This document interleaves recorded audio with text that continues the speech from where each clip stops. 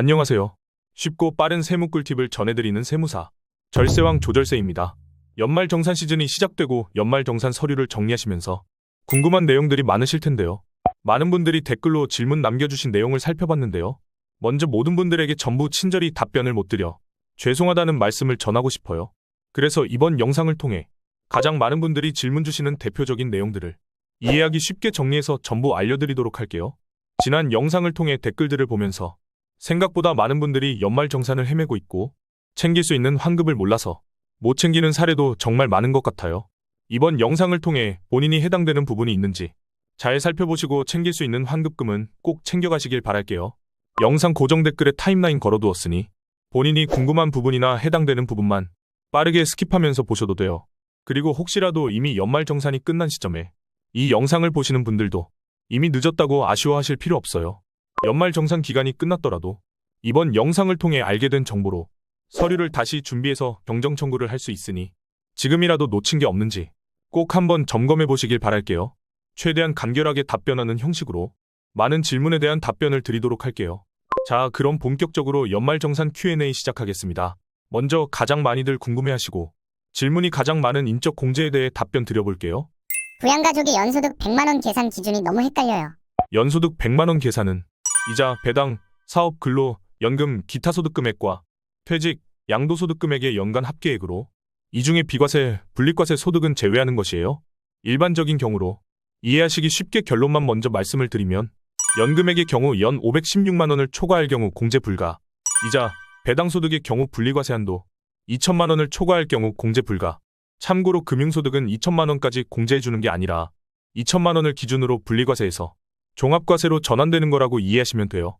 기타 소득의 경우 300만원을 초과할 경우 공제 불가, 근로소득만 있는 경우, 연간 총급여가 500만원 이하인 경우에는 연소득 100만원이 넘지 않는 것으로 계산해요. 일용소득은 분리과세 소득으로 제외하며 장애연금과 유종연금, 기초생활수급은 비과세 대상이라 합산하지 않으셔도 돼요. 만약 각각의 소득이 있으시다면 각 공제액을 차감한 합계액이 연간 100만원이 넘는지 확인을 해보셔야 해요.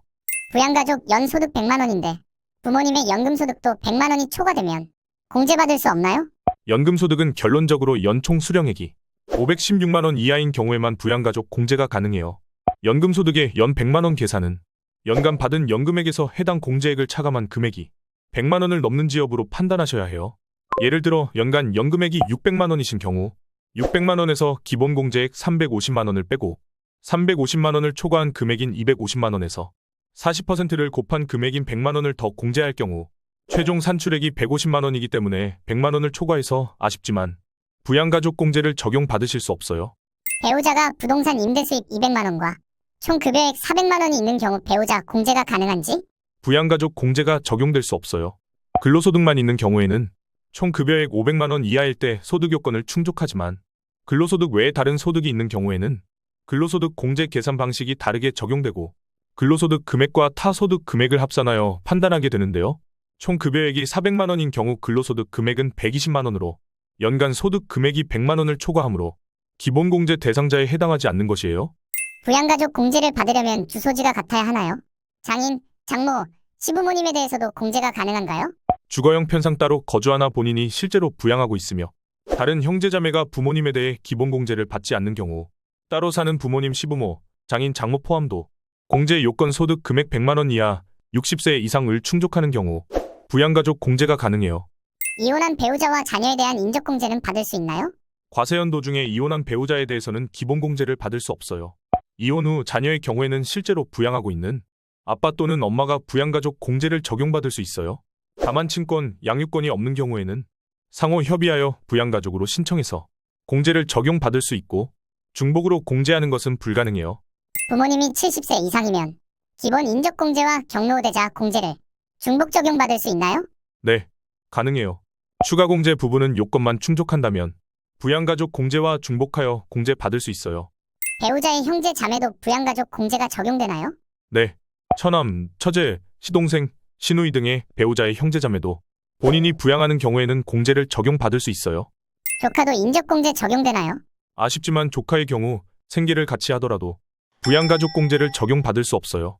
60세 미만의 부모님이 연소득 100만원 미만일 때 부모님이 사용한 신용카드 사용액도 공제가 가능한가요?